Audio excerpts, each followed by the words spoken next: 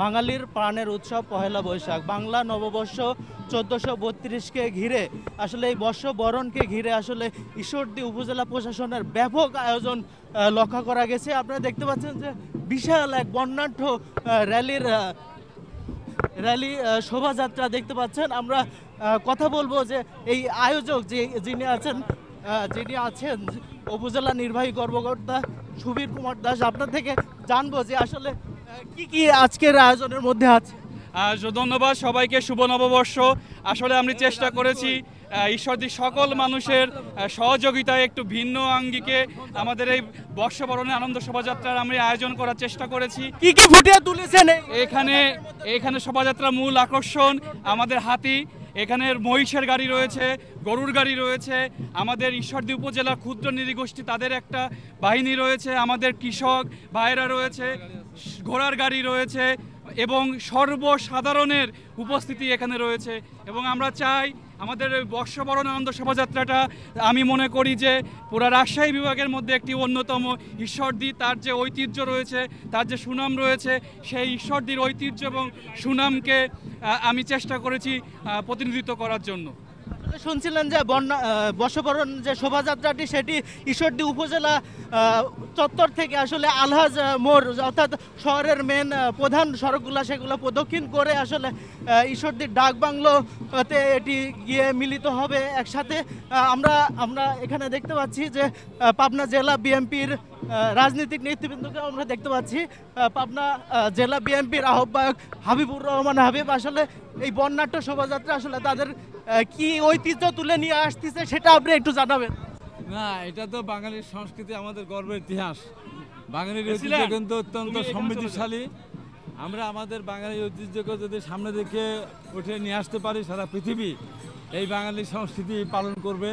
পয়লা বৈশাখ যেমন ইংরেজি নববর্ষ বা ইংরেজি 31 বা ইংরেজি বর্ষবরণ যেভাবে হয়, আমার মনে হয় যে আমরা বাংলাদেশে আমরা বাঙালিরা যদি আমাদের এই ঐতিহ্যকে তুলে ধরতে পারি, আমার মনে হয় যে সেটা পৃথিবীর ইতিহাসে একটা নতুন সংযোজন হবে বলে আমি মনে করি। এবং আজকে ঈশ্বরদীতে সব ধরনের সংযোজন আছে। আপনি যদি ইংরেজি নববর্ষের কথা আপনি বলেন, তাহলে সেখানে কিন্তু ওদের অন্য কিছু নেই, তুলে ধরার মধ্যে কিছু নেই। কিন্তু বাঙালি চিন্তা করেন, গরুর গাড়ি, হাতি, আপনার মহিষের গাড়ি, ঘোড়ার গাড়ি, আপনার এখানে ডুগি, তবলা, বাউল গান, এখানে বিভিন্ন ধরনের এত এত এত সমাহার অন্য কোনো বর্ষবরণ। ঠিক আছে, ধন্যবাদ জেলা বিএনপির আহ্বায়ক। আমরা দেখতে পাচ্ছি যে উপজেলা প্রশাসনের যে ব্যাপক বিশাল এক বর্ণাঢ্য শোভাযাত্রা বর্ষবরণকে কেন্দ্র করে আমরা আরেক নেতৃবৃন্দের সঙ্গে কথা বলবো। আসলে একটু জানাবেন শোভাযাত্রার মধ্য দিয়ে কি। ধন্যবাদ। আজকে শুভ নববর্ষ, বাংলা নববর্ষে আমি সকলকে জানাচ্ছি, বিশেষ করে ঈশ্বরদী পৌরবাসীকে জানাচ্ছি অনেক অনেক শুভেচ্ছা এবং অভিনন্দন।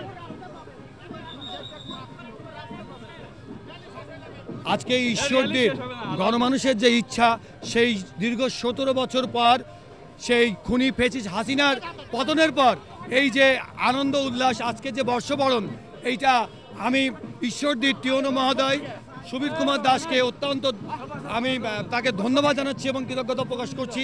এত সুন্দর ধন্যবাদ। আসলে আপনারা শুনছিলেন যে ঈশ্বরদীতে এই প্রথম সবচাইতে পহেলা বৈশাখে এই আনন্দ উল্লাসে বর্ষবরণ করতে আসলে যে শোভাযাত্রাটি রয়েছে, সেই শোভাযাত্রাটি আসলে সবচাইতে বড় শোভাযাত্রা এই ঈশ্বরদীতে।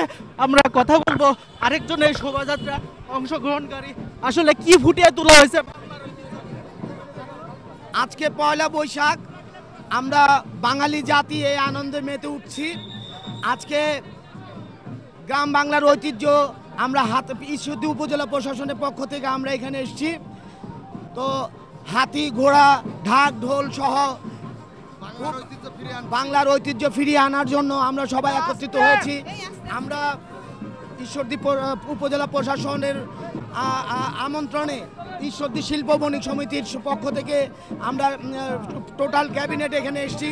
ধন্যবাদ। আসলে সারা দিনব্যাপী লোকজ মেলা সহ সাংস্কৃতিক অনুষ্ঠান সহ প্রতিটি প্রোগ্রাম আসলে উপজেলা প্রশাসন করেছে। আমরা আরেকজন কথা বলবো এই শোভাযাত্রা অংশগ্রহণকারী। আসলে এই শোভাযাত্রার মধ্য দিয়ে কি ফুটিয়ে তোলা হয়েছে একটু জানাবেন? আমরা মনে করি ঈশ্বরদী উপজেলা প্রশাসন এত সুন্দর একটা বর্ণাঢ্য নববর্ষের আয়োজন করেছে। তার নববর্ষের আয়োজনের মধ্যে দিয়ে ঈশ্বরদীবাসী আজকে দেখতে পেল একটা সুন্দর বর্ণাঢ্য র্যালি। এটা গ্রাম বাংলার ঐতিহ্য। আমরা বাঙালি, আমরা মনে করি আমরা বাংলাদেশি। আমাদের কাছে নববর্ষ হচ্ছে পহেলা বৈশাখ। আমাদের নববর্ষ জানুয়ারি মাসের প্রথম দিন না, আমাদের নববর্ষ বাংলার নববর্ষ পহেলা বৈশাখ হচ্ছে আমাদের নববর্ষ। আপনারা দেখতে পাচ্ছিলেন আসলে এখানে এই বর্ণাঢ্য শোভাযাত্রায় উপস্থিত আছেন ঈশ্বরদী সর্বস্তরের আসলে জনগণ এখানে উপস্থিত আছেন এবং উপজেলা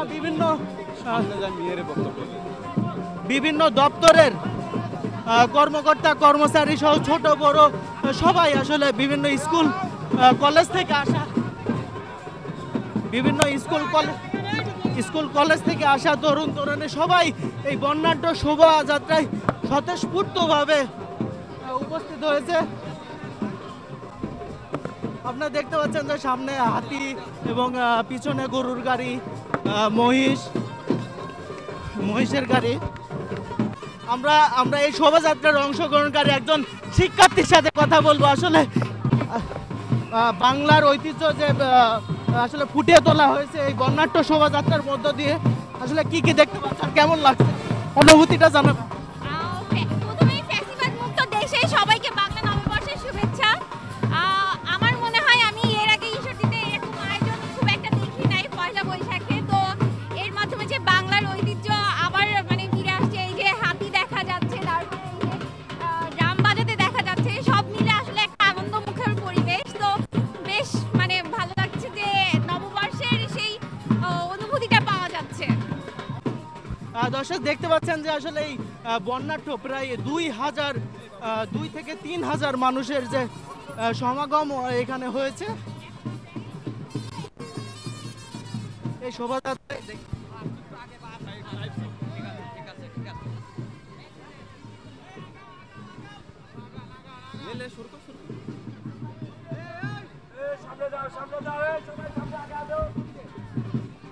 সবাই আগে আছো, সামনে ক্লিয়ার রাখো।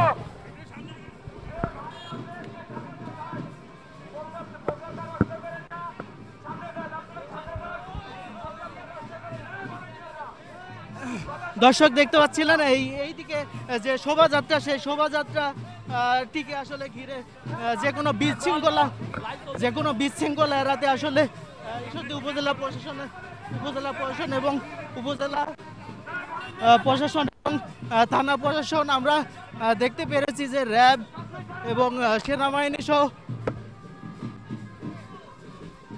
বিভিন্ন আইনশৃঙ্খলা বাহিনী মোতায়েন রয়েছে। আসলে শুভ নববর্ষ বৈশাখ সেই ডালা দিয়ে আসলে ফুটিয়ে তোলা হয়েছে বাংলার সেই ঐতিহ্যবাহী আসলে এই নববর্ষ,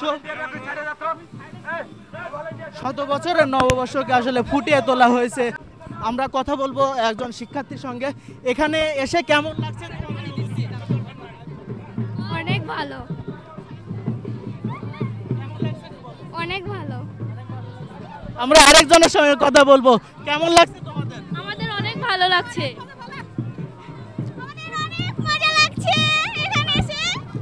আসলে এদের মজাটা আসলে ভাষায় প্রকাশ করা সম্ভব না আসলে।